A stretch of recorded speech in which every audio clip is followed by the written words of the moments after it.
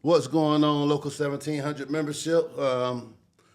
This video podcast is a little bit different than what we generally do. I'm gonna turn over the hosting over to our guest, who is the actual host, Miss Sade Porter. What's going on? What's going on, Polo? Nothing, chilling, chilling. Today is a Sunday. By the time this get out to you guys, it'll be later on in the week. But we most definitely want to recognize that today is Sunday. A lot of people are at church services, which is good. A lot of people are at home resting, and then we got the Lions football game today. I talked to Sade a couple of times recently, more than a couple of times, and she asked me some questions, and she was like, "Hey, Mike Polo, that's the nickname they gave me, and we'll talk about that too." She was like, the membership they hear you on these podcasts, and they may even see you periodically, but they don't know nothing about you. And she was like, "Hey, I just want to sit down and have a conversation with you. And, maybe you could express to the membership who you are." So, with that being said, I appreciate it. I'm glad you took interest in me. But Sure. hey, I'm gonna turn it over to you. You're the hostess with the mostest today. What's going on? All right, now what's going on, 1700? My name is Sade Porter. I'm a part of the chaplaincy committee. I'm also the co-chair of the education committee. Like Polo said, I approached him with some questions. We sat down face to face, and the conversation was so intense because we hear the cry of the membership, but sometimes we don't hear the need of the leader. So as we sat down and began to talk, I started to ask some questions about his perspective. How can we bridge the gap between the membership and the leadership? Yeah. How can we move forward to bring solidarity back? So this is Solo with Polo. I came up with that. Solo you came up with Polo. That. The conversation was intense. We actually sat in this room, right? Yes, sir. And you had asked some good questions actually, and I know I had some strong viewpoints on some of the things that we were talking about. But yeah, that's it. Solo with Polo. So what's going on? What's some of those questions that I may be able to answer to the best I can without crucifying myself today? Well, first of all, I would like to say that it is an honor. Thank you for this opportunity to sit down. You are the president of Local 1700. Wow. Yeah. So I just wanted to acknowledge that. Yeah. Yes, I had to acknowledge that. Yeah. But also, beside that, I am a leader, and I know the attacks, the hardships, that comes with being a leader, like having to hold and keep the faith and to bear the burden of the people, because you can't just worry about yourself. You have so many people to worry about. So my first question is, before anything, who are you? Who is Mike Polo Spencer? How did you get started? How did you end up here? I'm just like everybody else. I want to come to work, get my bread, take care of my family. I got one daughter, and just try to live not even upper, just a regular middle class life. I just don't want to be in poverty. Now I don't want to wake up tomorrow every day wondering, where I'm gonna get my next meal from. I started off working for Chrysler in 2000. Prior to that, I was a UAW. Remember, I worked at some supplier plants and stuff. I was a welder, actually. Went to school, went to Golightly, learned how to weld, got my certificate. Worked for a couple of suppliers.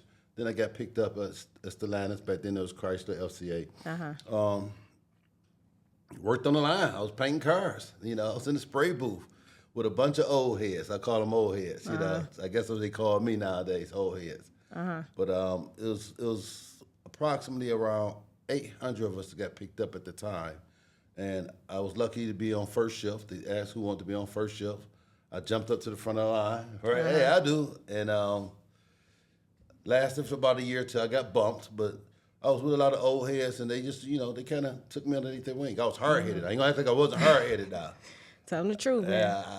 I got my 90 days in. I got suspended for attendance. Hey, soon I came in the door, my concept was, I'm not gonna be here that long. I'm gonna be in and out. This ain't for me, right?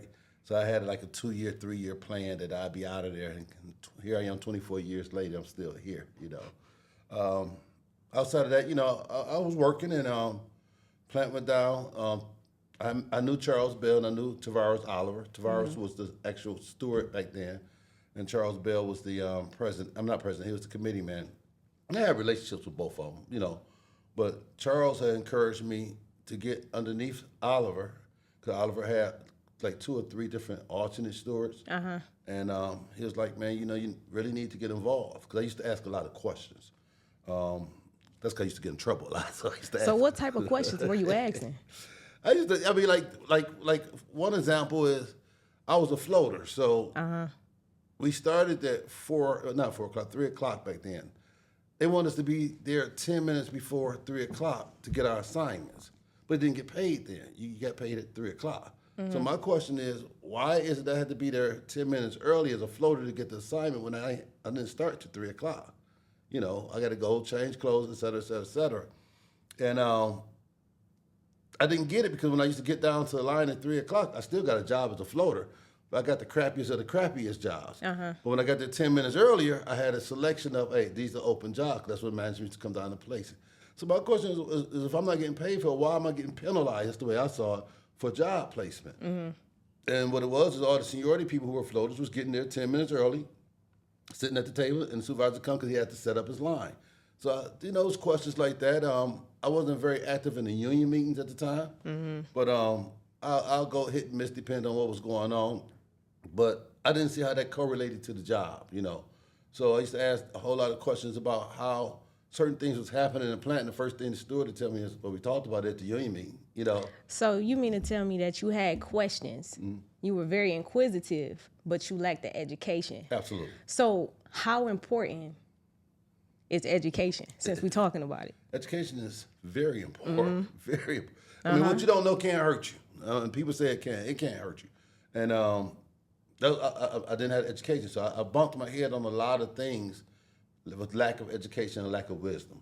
And the old heads, and along with my steward, and along with my committee man at the time, which was Oliver and Charles, they got me to see the light on that and why it was important to attend certain things to get the information, because they say, people ain't gonna bring the food to you. You got to go out there and hunt and get it. Come on, yeah. you're preaching. So I learned that, and then I became an alternate steward. And the more I became an alternate steward, the more I realized a lot of information was out there. It's just I was walking past it every day. I walked past the boards, wouldn't go to the union meetings. See a group of people over there with the supervisor. If it seemed like everybody's going home, great. But if it seemed like work assignments, you miss things just because you wasn't involved in things. Come on. Yeah. So education is important. Wisdom is important. Yeah.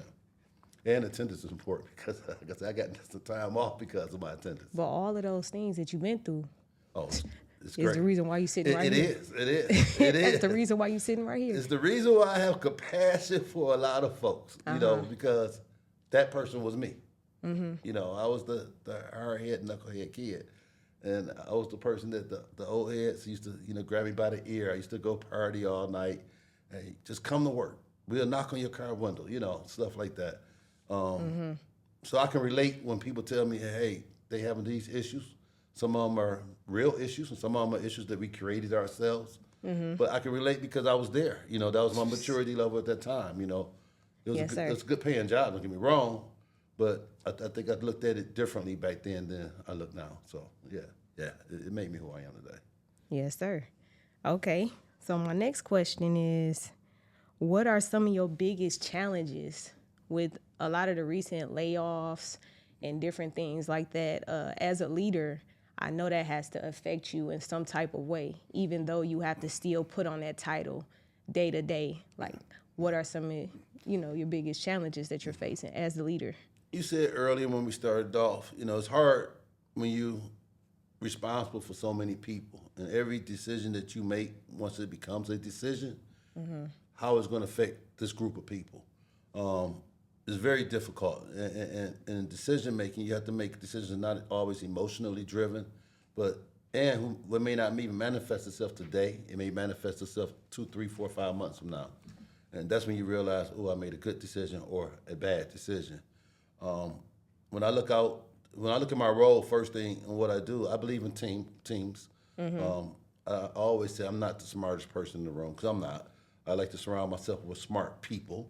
And generally those smart people, you take a little bit from this person, a little bit from that person. And then you go home and you just kind of in your head trying to figure it out. And then you have to come up with a decision. And I always try to make a decision that I think that we all collectively can agree to, by taking those smart people, putting them in the room. But it's difficult because with these layoffs, you don't know what's going to happen. It's indefinite layoffs, not temporary layoffs. So when I hear indefinite, that means you're never coming back. That's the way I see it. Now, that don't necessarily mean that's how it's going to play out, but most of the time that is how it play out. And I had to look at those people, whether they got 1 year seniority, 2 year seniority, 3 year seniority, and realize they had become reliant on this company to take care of their family. Yes. So those are some hard decisions. But then I also have to look at also the direction the company is going, which I think is a jacked up direction. I'll continue to say Carlos jacked this company up. But then what do that survival look like after Carlos or after we get over this hump or hurdle? Because they say everything is feast and famine. So you just got to plan for the famine so you can enjoy the feast. So at the end of the day, it is difficult. It's difficult. It's a lot of sleepless nights. But we try to work through it. Yes, sir. And that kind of leads me into my next question because it just makes sense. What is it that you need from the membership? What is it that how can we bring that solidarity and that unity back? Because there's power in numbers. And whether we believe it or not, we need one another. You know, we're not effective because there's a division. What is it that you need from us? Biggest thing I need from the membership is education. Educate yourself. When I say educate yourself, understand not just what the rules is in the contract, which is very important, but understand what the union movement is all about from day one. You know, I believe, and I think when me and you were talking that time, you know, I kind of got into, you know, this sense of entitlement and things of that nature, Yes, sir. right?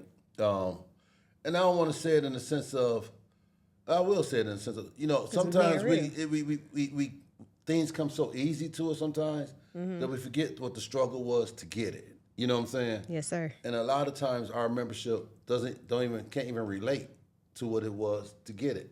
We haven't never been on a strike before until this recent strike, and it was only a week. And I'm not saying it's only a week as if that wasn't a period of time, but as a person who helped organize that strike and who was out there every day, you know, when we started getting to that fourth day of that strike, I started seeing people crack, you know, like, hey, because the reality set in, right? Yes. But if you look at the history, strikes has always been a tool that the union used to try to humble the company. And some of those strikes go on for 2, 3, 4 weeks, sometimes 2, 3, 4 months. You know, look at the GM strike. It went on for quite a while. So that sense of entitlement is, okay, you feel so confident and sure that the plant or the company or your job is going to be there tomorrow that you don't have the same fight or desire to fight as you would have if you're not sure it's going to be there, right? I always get the story about how they was tagging stuff in the plant while we were working because they was closing the plant down. I was scared. I didn't know what I was going to do. You know, I was really scared. With our membership, I don't see that sense of urgency until it's too late. You know what I'm saying? And I need them to educate themselves before it gets too late because then we could take a stronger stance in solidarity. I think everybody looks for their leadership to be their only guiding light in certain situations. Well, leadership, like you started off, you say you are a leader. Yes. Leadership is not just Mike Spencer or whoever's in these titled positions. You know, leadership is everybody. You know, everybody got a role to play. You know what I'm saying? Everybody. I just so happen to be the person you're elected to be the mouthpiece or the puppet that goes in the room and convey what you guys are saying. But that has to be reflected in actions too from the membership who are leaders. Yes. So I would like to see our membership take a little bit more ownership of that, which will bring us back to solidarity. Yes. Not, you know, set aside all that infighting. You know, we could do that another day. I mean, it's going to happen, so let's do that another day. Yes.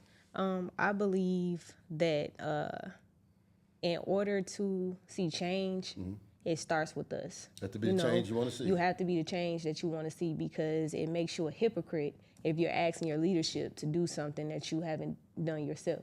You know, and because we are a body and we are one, every organ, every piece of our body has its own function, you know, and I feel like everybody just need to find their place in the body and stay in your own lane and dominate it the best of your ability, you know, and together we can fight for change. We can take back what's ours because we need each other to see the bigger changes. It starts with us though. Those small changes, changing the way we speak to each other, you know?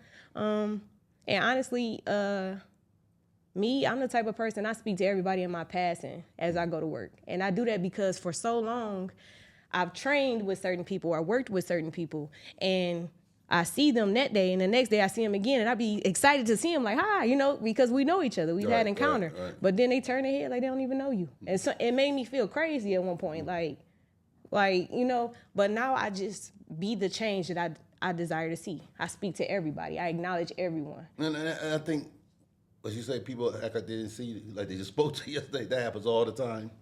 And I know people be having things going on, right? Mm-hmm. But as you stated, you have to cultivate that relationship, which will bring, at the end of the day, solidarity. Love. And sometimes that's pushing yourself outside of your comfort zone. I tell people all the time, I'll be on the phone, I could be talking to whoever, I could be talking to management, cussing, fussing, screaming, or whatever the case is. But when I hang up the phone, the next person shouldn't inherit what just came off that phone conversation. Uh-huh. They shouldn't inherit, there you go. The love or the at least the calmness to say, hey, what's going on, blah, blah, blah. I shouldn't, what you want? Just because I'm mad at whatever's on the phone. That's true. And that's something we all have to work as humans, yeah. That's true. You got to learn how to treat people the way you want to be treated. And like I was telling you when me and you was sitting down talking, that matching energy is the reason why the world is the way it is. Yeah. And I was actually having a conversation with someone early this morning, and he was like, well, I don't match energy. That's intentional. Mm-hmm. But then he said that he has to basically, when he's around people that have bad energy, it blocks him from being himself. I said, well, you just said that it blocks you. That means it hinders you. It stops you from being yourself. Mm-hmm. So could it be possible that matching energy could be both done intentionally and unintentionally? Because we're living in a world where we're matching energy. We're not treating people the way we want to be treated. We're treating people accordingly. Mm-hmm. And I have literally just come to a place in my life where I don't want to live like that no more. Mm-hmm. People gonna be people. Yeah. You can't change people, but you can change yourself. Yeah. You can hold yourself accountable. Yep. Because you can't hold nobody else accountable without first starting with self. Mm-hmm. It all starts with you. And it's time for change. It's time for change, and the change starts with us. The past is the past. With so many people that's living in the past, you gotta leave, you gotta forgive. We gotta forgive one another. We have to remove the titles, because if we just focus on titles, we lose the human in people. Yeah. So we had to remember that we're all human. We're all just going through life. We're all learning. We're all still falling. We're all finding grace. You know what I'm saying? We just got to have more grace and compassion for one another and forgive, and live in the moment. Yep. Everything that we do today paves the way for tomorrow. So that's why it's important. That's why I started coming to the meetings. That's why I started taking classes, because I had to learn to think for myself, And when you learn to think for yourself, you don't have to pull so much on the leadership, because you have the answers. Well, people, always say, people will be people, and once you show them better, you pray that they'll do better. So I always say, as long as you do what you're supposed to be doing, and you being the example that you want people to see, then hopefully they'll pick up on some of it, and they grow and mature. It's amazing what you'll see in people, and I deal with this quite often. They'll call me, or we'll have a conversation, and they, may be very upset for whatever reason, and they will say some things that they shouldn't say. And I don't react to that or match that energy. Mm-hmm. What I do is, I try to, keep calm and make sure that I try to end the conversation on some type of even keel level. And what I've kind of found out 2 or 3 weeks later, you'll see that person, they'll be like, you know what, I was wrong. Mm-hmm. And that's good, that's good, because that tells me you went home and you thought about it, And that tells me you're not who you say you are at that moment. Mm-hmm. It's something deeper. But that's life. That's life. Yes, sir. What else you got for me? I guess the last and final question would be, to those people that are out on indefinite layoff, what would you say to them? If you could talk to them, one-on-one, what would you say to them? I'd say it was a job before Chrysler, it's going to be a job after Chrysler, Not saying that it's going to be an easy road, at all. I'm not saying that at all. Mm-hmm. But, you were doing something before you came here, and the auto industry is changing. It's changing. In 10 years from now, the jobs, they call people like me dinosaurs, because we used to paint cars. Now they got robots doing it. So in 10 years from now, the auto industry is not going to be what it looked like today. And the employment rate of blue-collar worker, people working in there, is not going to be the same as it is. So I encourage everybody, and I said it on my podcast quite a few times, if you are working right now, get some classes through TAP, go get a trade, go learn something, go get a degree, and start trying to apply that. If you're not working, there are plenty of community services out there that can help you with your education. If you don't have it, the best person to work for is to work for yourself. You know, I always say that, you know, be your own boss, right? Because at the end of the day, then you have more control of your destiny. But don't lose hope, because there are other opportunities outside of Chrysler. You know, Michigan was the automobile capital of the world. You know, you had the big three. Now it's the big five. It's Toyota and all those other companies in there. And Stellantis, that's what they call us right now, it's going to change hands multiple more times going forward. So a good thing that I was always taught, and I know it's hard, is to base my life off of 40 hours, even though we do a ton of overtime, right? But base your life off of 40 hours, plan for the future, make sure you have a 3 months nest egg, and have some outside activities, get some other things going on just in case something bad do happen. Once again, it's feast and famine. And so I try to live my life on that, you know. Yes, sir. You know, we all like to splurge, don't get me wrong, we all do, but, you know, keep everything in reason in a proper perspective. So that would be my best thing for them. And at the end of the day, I hope they come back. Yes, sir. I really do, because a lot of those folks are my friends. I know a lot of folks, you know. And, Wow. You know, it's a tough That's pill. a burden. It's a tough pill to swallow. So that would be my words to them. All right. So what do you think about the podcast room, studio? 'Cause I got some things I'm hoping. Matter of fact, before you came in, I had the CAP committee down here. And I know now, man, you sitting in here. What do you think about the studio? Do you think it's gonna work out? It's dope, man. It's dope. It's dope. It's dope. What you think about it? I think it's good. I'm excited. I want to utilize it for situations like this.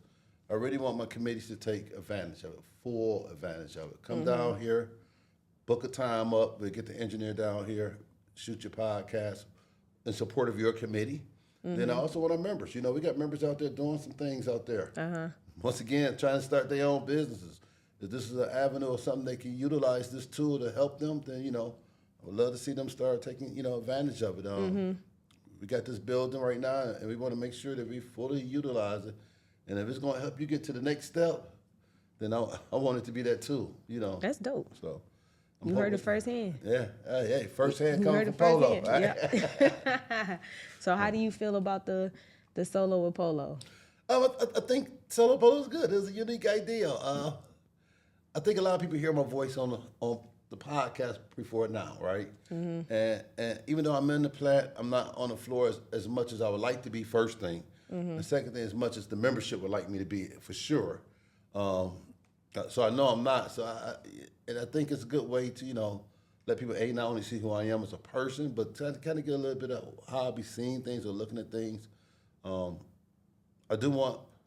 I became president 10 months ago, so it hasn't been a year. I've been a president, and you know, there's been a lot of changes. You know, challenges, I should say, over these last 10 months. So you know, we're growing. You know, I see sometimes where some decisions was not necessarily the best decision at the time. Like I say, sometimes it takes 3-4 months where you realize that wasn't a good decision. And I also see where I'm growing and some decisions was great. But I think this gives the membership a different perspective of who I am and what we do in our roles. Because I'm not just a president, I'm still Mike, I'm still the human. You know, I still got my daughter, I still got a relationship, and I got a life outside of here, even though it don't seem like it. I do, Yes.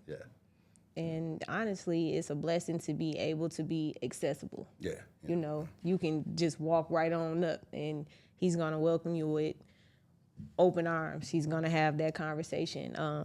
And again, I thank you for this opportunity. And I look forward to doing it again. All right, but let's put it on the calendar. Let's schedule it. You know, it's going to be a whole lot of things happening in the plant that's going to be outside of our regular podcast that we do with the committeemen.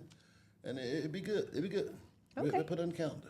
All righty. Thanks for coming out. I see you got your red, rocking For your sure. red. All right, then. All right. All right, now. Take it easy. Thank you. Come on.